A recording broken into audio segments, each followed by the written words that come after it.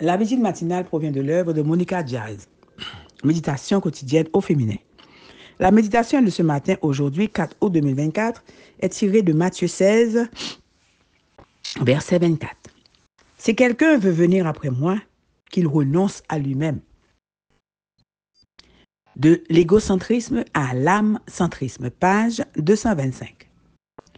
Nous sommes doués pour construire des murs invisibles comme la Grande Muraille de Chine, mais aussi des murs invisibles. Ces derniers, aussi réels que les premiers, ont le potentiel de nous conduire à des guerres froides qui divisent les familles, les églises et les communautés. Nous construisons des murs parce que nous avons une nature égocentrique.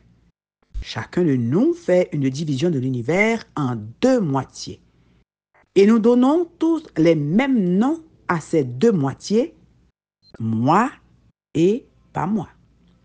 C'est pourquoi les paroles du Maître restent appropriées.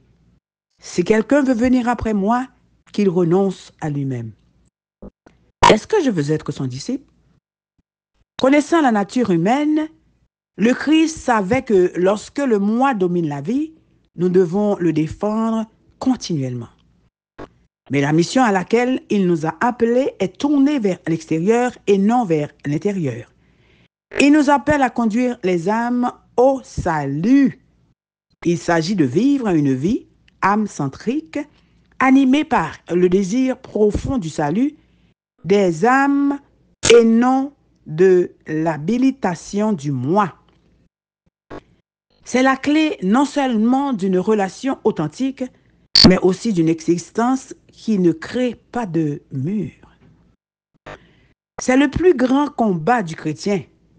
Si vous considérez les autres comme des ennemis, vous vous trompez de combat.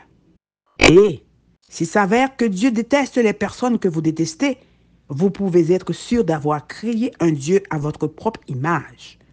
Pourtant, cela arrive. Nous nous faisons des ennemis pour des raisons allant du fait que quelqu'un a invité certaines personnes à un événement et pas nous. Au fait qu'ils ont une idéologie qui nous déplaît. Ayez de l'affection les uns pour les autres comme des frères qui s'aiment. Mettez du zèle à vous respecter les uns les autres, lit-on dans Romains 12, verset 10. Mais il semblerait que nous entretenions des relations plutôt pour voir ce que nous pouvons obtenir les uns des autres et comment nous pouvons écarter celui qui ne pense pas comme nous. Cela se produit parce que l'ego est le moteur de nos vies, qu'il nous trompe sur la nature du véritable service chrétien et qu'il nous rend amers au point que nous nous polarisons. Que personne ne devienne comme une plante nuisible, vénéneuse, qui pousse et empoisonne beaucoup de gens.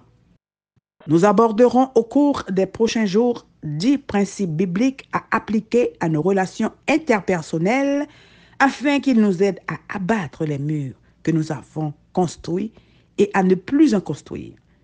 Pour aujourd'hui, il nous suffit de nous rendre compte que nous avons un problème. Si quelqu'un veut venir après moi, qu'il renonce à lui-même. Amen, amen. De l'égocentrisme à l'âme-centrisme. Que Dieu vous bénisse. Bonne journée.